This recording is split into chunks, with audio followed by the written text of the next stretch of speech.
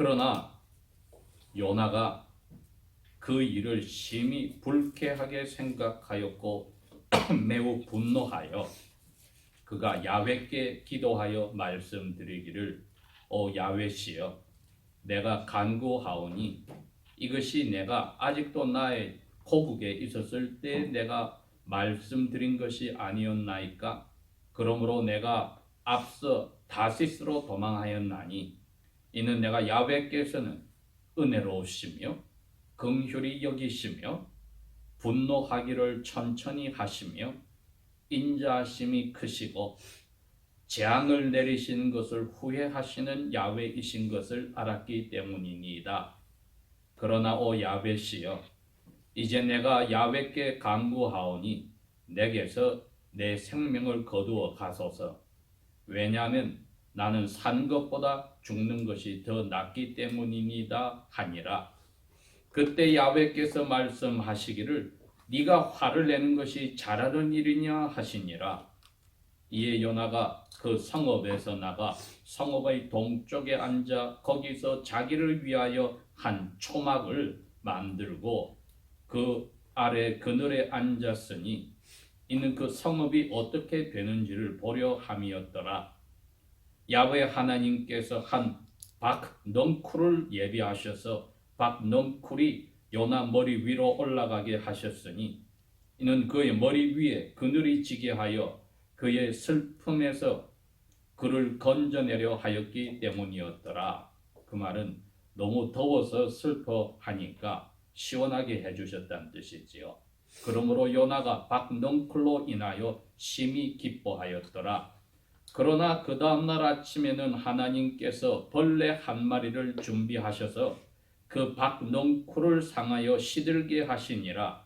해가 떠오르자 하나님께서 심히 뜨거운 동풍을 예비하셨으니 해가 요나의 머리 위를 내리쬐니 그가 기진하여 스스로 죽기를 바라며 말하기를 사는 것보다 죽는 것이 내게 더 낫겠나이다 하니 하나님께서 요나에게 말씀하시기를 네가 그 박넝쿨로 인하여 화를 내는 것이 잘하는 일이냐 하시니 그가 말씀드리기를 내가 화를 내어 죽기까지 할지라도 잘하는 일이니이다 하니 그때 야훼께서 말씀하시기를 네가 수고도 아니하였고 자라게 하지도 아니하였으며 하룻밤에 나와서 하룻밤에 죽은 그 박넝쿨을 내가 불쌍히 여겼거늘 자기들의 오른쪽도 왼쪽도 구별하지 못하는 12만 명 이상 되는 사람들과 또한 많은 가축들이 있는 저 큰 도시 니느웨를 내가 어찌 아끼지 아니하겠느냐 하시니라. 아멘. 요나라는 이야기는 여러분들이 예수님을 믿을 때 또 옛날 이야기처럼 생각하여서도 들어본 적이 있을 겁니다. 선지자입니다. 왕궁에서 왕에게 야훼의 말씀을 전해주는 참 유명한 선지자입니다. 북쪽 이스라엘에서 북쪽 이스라엘이 BC 약 9세기에서 8세기 850년쯤에는 큰 강대국에게 고생을 당하여서 거의 자기들이 가진 군대가 해산할 지경에 갔습니다. 첫 번째 강대국은 이웃 북쪽인 수리아가 되고 그 수리아를 무너뜨린 제일 큰 강대국은 아시리아가 있었습니다. 그랬는데 하나님께서 요나에게 이야기를 합니다. 저는 지금 열왕기 하 말씀을 하고 있습니다. 요나야 너 왕에게 가서 이 나라를 내가 솔로몬 왕 때처럼 너희 조상 솔로몬 왕 때가 제일 큰 나라였는데 다시 모든 잃었던 땅을 다 찾게 해주겠다고 예언해줘라. 그렇게 이야기를 했습니다. 그 말을 들으니까 요나가 왕에게 가서 아주 기쁜 그 예언을 해주어서 그 예언대로 그 우시야 왕 때 이르러서는 뺏겼던 땅을 거의 다 차지하는 강성한 나라가 되었습니다. 그래도 여전히 그 당시에 유럽 전체와 아시아의 3분의 1을 지배하던 아수르를 이길 나라는 없었지요. 그 아수르의 수도가 바로 니느웨입니다. 그런데 요나 1장에 보면은 야훼께서 갑자기 이제 기고만장하고 자기가 한 예언대로 나라가 왕성하게 되어서 옛날의 모든 영광을 되찾은 왕궁의 선지자에게 너 니느웨로 가서 그 성의 잘못을 꾸짖고 복음을 전해라.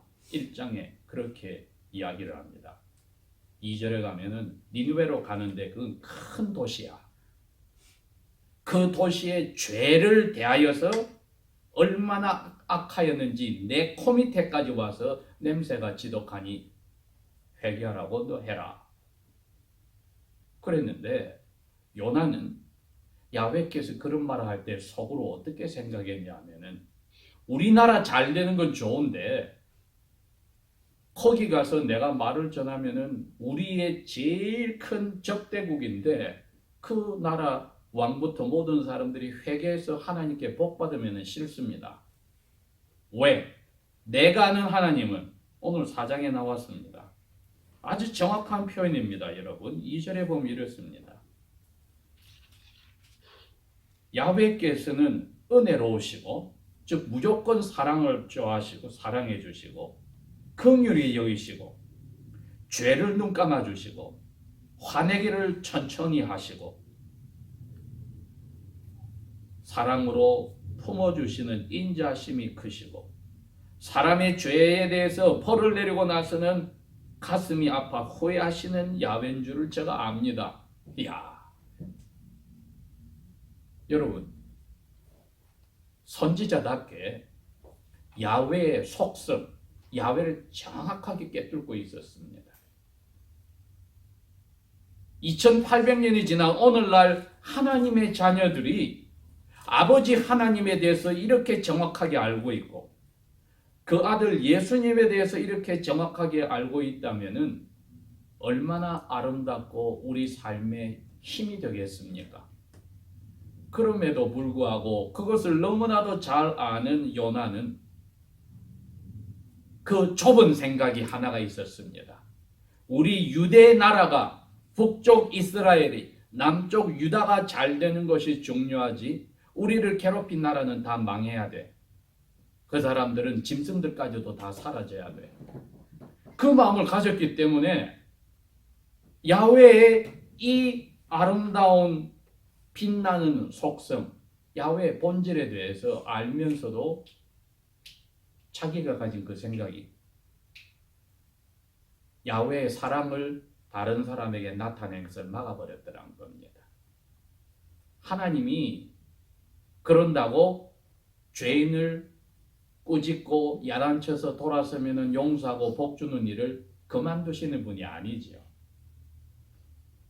요나의 생각입니다. 이거는 질투이기도 하고 하나님에 대해서 올바로 알면서도 다른 사람에게 하나님이 그렇게 가는 것이 싫다는 독점의식도 있고 이건 참 복잡한 성경 말씀대로 사람의 마음이 너무 부패하여서 그 누가 알겠느냐 야훼밖에 모른다는 그 속성이 그대로 드러났습니다. 예수님의 제자들도 그런 적이 있었습니다. 그 당시에 꼭 예수님의 제자가 아니라도 야훼의 말씀대로 사는 사람들이 악한 영이 들린 사람들을 쫓아내는 그러한 기적을 행하는 것을 보았을 때 제자들이 예수님께 그럽니다. 예수님 저런 사람들 예수님 따라오지도 않는데 저렇게 악한 영을 쫓아내는 일을 하고 있는데 말리십시오. 우리 제자가 아니고는 저런 일을 해서는 안 됩니다. 그렇게 이야기를 했습니다. 예수님이 뭐라고 한 줄 압니까? 저런 일을 하는 사람이 금방 돌아서서 하나님을 배반할 리가 없으니까 그대로도 이렇게 이야기를 합니다. 즉 오늘 이 요나 4장은 야훼에 대해서 정확하게 아는 지식만으로는 문제가 있더라는 것을 밝혀준 거지요. 특별히 하나님의 사랑이 무엇인지를 자기 입으로 오늘 보십시오. 얼마나 하나님 앞에 정확하게 표현을 합니까? 해놓고도 자기는 그 사랑의 혜택을 받고도 누구도 그것을 가져서 안 된다. 나를 괴롭히는 사람은 절대로 하나님의 사랑을 누려서는 안 된다고 하는 생각. 여러분, 이게 참으로 위험한 생각입니다. 하나님의 사랑을 맛보았다면 저희들이 오늘 읽은 교동문에 있듯이 사랑은 시기 질투를 하지 않고 나의 유익만 챙기지 않는다고 했는데, 이 요나는 그 나라를 대표하여서 왕에게까지 하나님의 말씀을 전하고 그 예언대로 나라가 왕성하게 되었음에도 불구하고 하나님을 자기의 박상에다 가둬둔, 자기의 노예처럼 자기의 말을 잘 들어야 되는 그러한 애완용 동물처럼 만들어버리는 무지무지한 죄를 지었던 것입니다. 하나님의 사랑. 우리가 11월 달에는 그리스도인의 삶이 감사가 없으면 그 가짜가 아니냐를 가지고 한 달을 읽고 생각하였는데, 이제 12월 달에는 하나님의 사랑입니다. 분명히 사도 요한은 하나님은 사랑이시다 이야기를 하였습니다. 그러나 사랑은 하나님이 아닙니다. 사랑이 전부가 아니에요. 하나님은 오늘 요나가 말한 대로 은혜도 있으시고 악인에게는 벌을 내리시는 정의도 있으시고, 그러면서도 악인이 힘들어서 벌에 힘들어한 걸 보고 안타까워하고 후회도 하시고, 이게 다 있습니다. 그런데 사랑이 하나님이라면 여러분 어떻게 됩니까? 이 세상은 무법천지가 됩니다. 모든 게 사랑으로 오케이면은 자녀들이 부모의 사랑을 잘못 받아들이면 자기밖에 모르는 이 세상 모두가, 부모, 형제, 자매, 친척, 친구들도 자기를 중심으로 살아야 된다고 하는 죄에 빠지는데, 요나가 지금 그 자리에 들어간 겁니다. 하나님의 사랑은 우리의 것이야. 다른 누구에게도 적용해서는 안 돼. 제가 그래서 제목이 이렇습니다. 첫째로, 우리는 이 사랑을 사람이 도저히 다 알 수 없다. 이걸 고백해야 합니다. 요나의 머리로는 하나님의 사랑이 자기의 적국인 제일 큰 나라 수도에 왕궁이 있고 있는데 가서 그걸 베풀어야 된다. 난 도저히 못해. 도망가. 그래서 오늘날에 이게 그리스의 섬이라고도 하기도 하고, 오늘날에 스페인의 남쪽이라고도 하는 다시스로 도망가려고 배를 타고 갔는데, 하나님이 요나의 그 마음을 그대로 두어서 안 되지요. 요나도 고쳐야 하지만은 니느웨도 하나님이 지켜줘야 한다 이겁니다. 왜? 12만 명이라고 하는 아수르의 가장 대표적인 사람들이 사는 도시요. 그 사람들이 하나님을 모르니 옳고 그름을 모르는 사람들이요. 그리고 얼마나 많은 가축들이 있을까? 하나님이 다 만드신 창조물들이니 하나님이 챙기시는 겁니다. 이 세상에 만약에 그 창조주로서의 하나님이 사랑이 오늘도 없었다면 여러분 어떻게 될 것 같습니까? 하나님이 화만 내셨다면 어느 별들이 날아와서 지구를 부서뜨려서 지구가 망가져서 불타고 녹아버리고 우주도 무너질 뻔하였습니다. 그런데 그 날은 하나님이 이 세상 마지막에 아들 예수님이 오시면서 하려고 남겨두었습니다. 그 날이 올 때까지는 하나님이 창조주로서 이 세상을 만드셨을 뿐 아니라고 지켜가는 사랑을 오늘도 보여주고 있습니다. 예수님이 그래서 이렇게 말씀하셨어요. 하나님은 악인에게도 선한 사람에게도 해를 주시고 피도 내리게 하셔서 살게 하신다.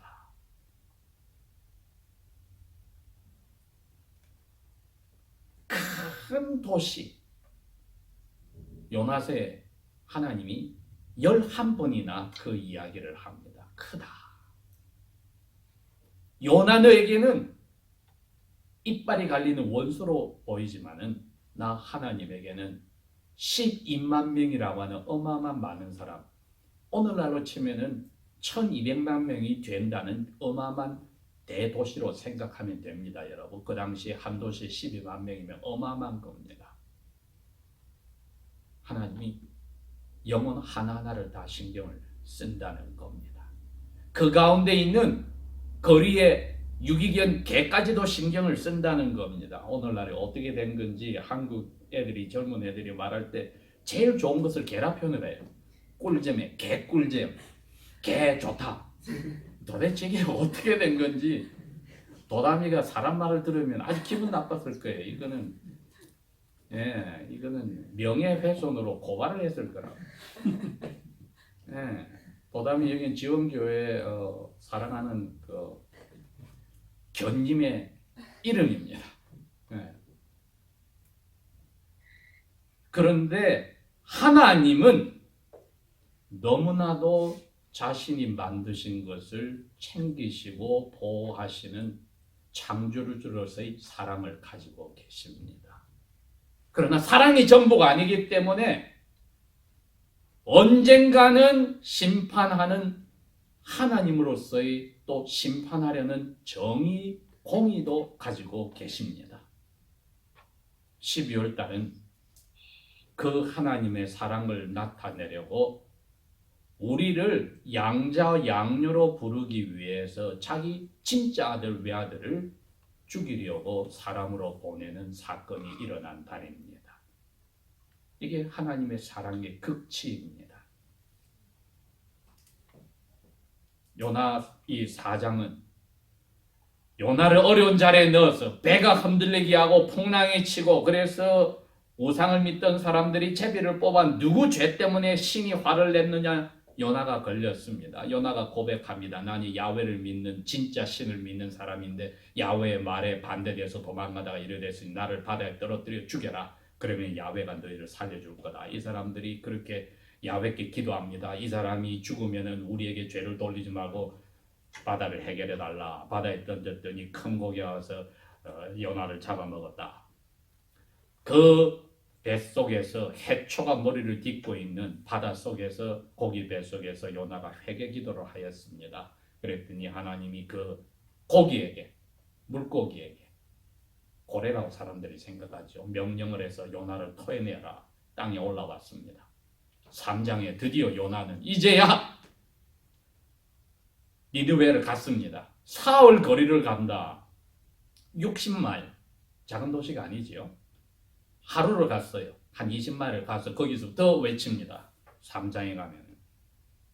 이제는 3장 2절에 떠나기 전에 하나님이 육지에서 이제 살아난 요나에게 그럽니다. 이제는 그 큰 도시로 가서 against, 죄에 대해서 화가 나서 말하는 식으로 하지 말고 proclaim to it. 이 말은 하나님의 사랑 때문에 내가 너희들에게 이거 돌아서라고 하나님의 좋은 소식을 전하러 왔다는 것을 전해라. 이렇게 했습니다.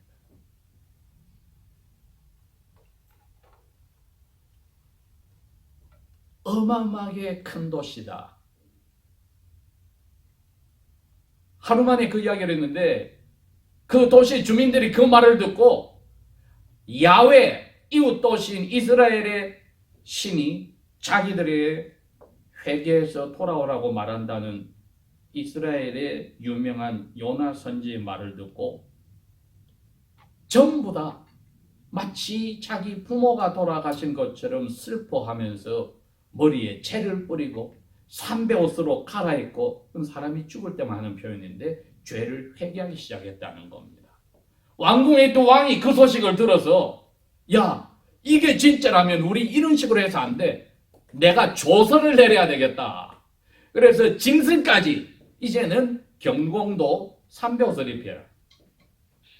짐승까지 삼배옷을 입히고 전부 다 굶어서 마시지도 먹지도 말고 야훼께 기도해보자. 혹시 선지자를 보내서 회개하라고 사람을 나타내셨으니까 혹시라도 우리의 죄대로 벌내리지 않고 돌려주시지 않겠느냐 하는 기대감으로 그 일을 선포했다는 겁니다.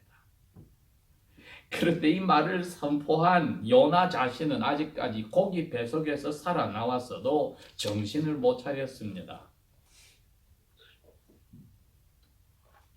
하나님이 3장 10절에 뭐라고 있습니까? 그 회개한 거 보고 내가 벌내려서 안 되겠어. 이 많은 사람들이 다 지금 회개했는데 이거 내가 벌내리면 안 되지 하고 벌내리겠다는 약속을 취소했다.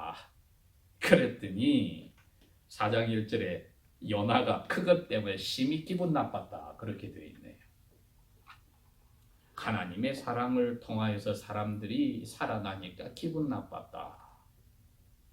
여러분, 우리가 자칫하면 하나님의 사랑을 나의 것으로 만들고 하나님이 사람을 사랑하고 용서하면 안 된다고 하는 하나님보다도 무서운 하나님의 주인처럼 행사할 수가 있습니다. 우리가 특별히 사람들을 자기의 잣대로 가지고 판단하고 용서해주지 않기로 작정하고 혼이 나야 된다고 할 때는 내가 하나님 앞에 용서받는 것을 까먹은 참으로 위험한 자리에 있습니다. 그래서 하나님은 사랑이시다 했을 때 오늘 요나 4장에 나오는 이야기는 우리가 그 사랑을 맛본 사람처럼 살지 못한다면, 죽는 순간까지 그것이 바뀌지 않는다면 우리는 가짜로 떨어질 수 있다는 위험이 도사리고 있습니다. 우리가 하나님의 사랑을 다 알 수 없지만은 그러나 사랑을 맛본 사람의 삶의 생각이나 행동이나 언행 심사가 나와야지요.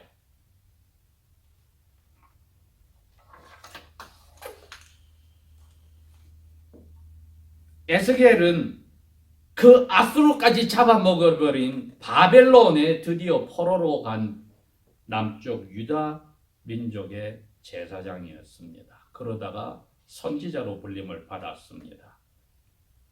아수르가 그 후로 여러분 약 100년 동안 하나님께 복을 받아서 멸망하지 않았습니다.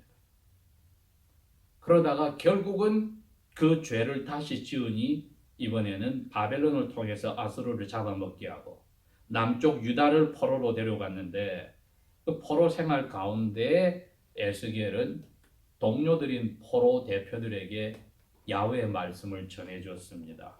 18장 30절에 나 주 여호와가 말하노라 이스라엘 족속아 너 지금 포로로 와 있지만 나 여호와가 너희 각 사람에게 행한 대로 이제 하나씩 재판정에서 말하듯이 따져보겠다. 너희들 악한 자리에서 지금이라 돌아서서 회개하라.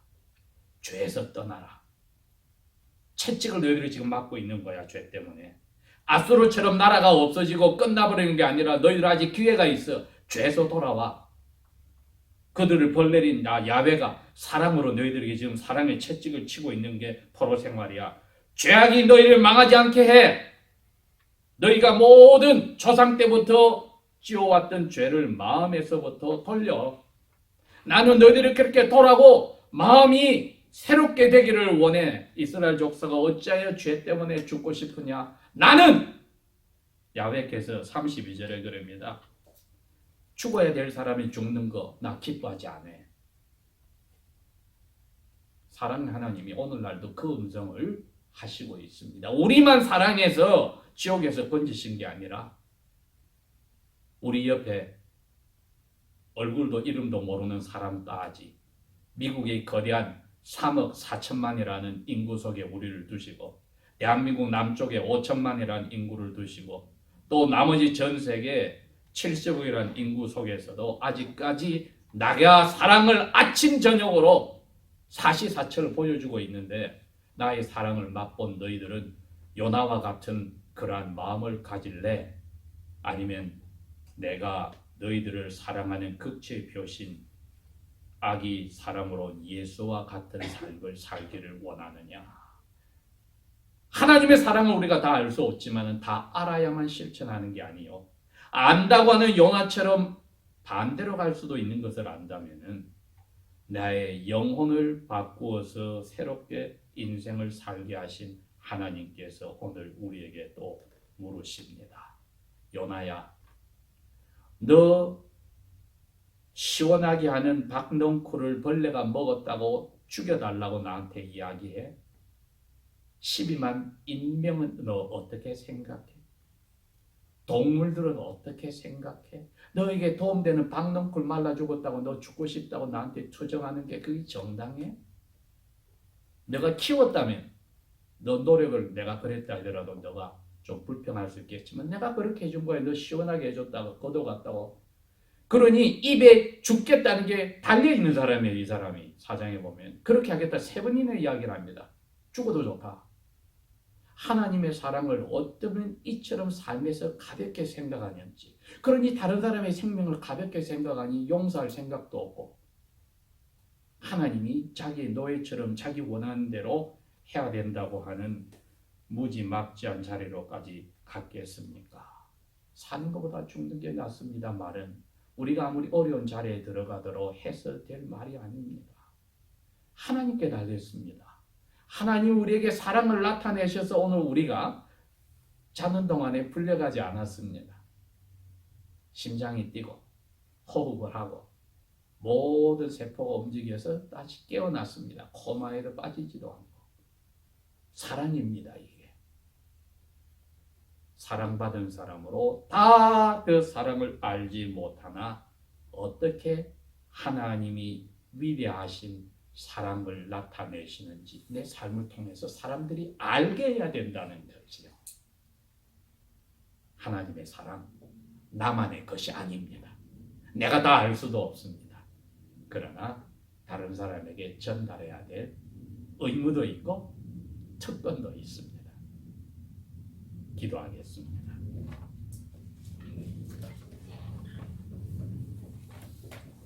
아버지 하나님, 사람의 지은 죄를 사람에게 벌내리겠다고 하신 그 공의가 바뀌지 않으니 아들이 사람으로 와서 대신 벌내리는 그 일을 하시고, 우리에게는 무조건 죄 없다고 사랑으로 입양을 하시는 그 사랑, 우리가 다 알 수 없습니다. 아버지께서 그래도 우리 마음을 움직여서 그 사랑을 받은 사람으로 살라고 하시니 그 특권, 그 책임, 마음으로부터 우러나서 사랑이 우리의 삶을 사로잡고 사람들에게 전염병처럼 전염될 수 있는 사랑의 화신들로 저희들을 바꾸어 주십시오. 순종케 하시고 즐겁게 그 길로 가도록 이끌어 주십시오. 성령께 그 일을 부탁하며 예수님의 이름으로 기도합니다. 아멘.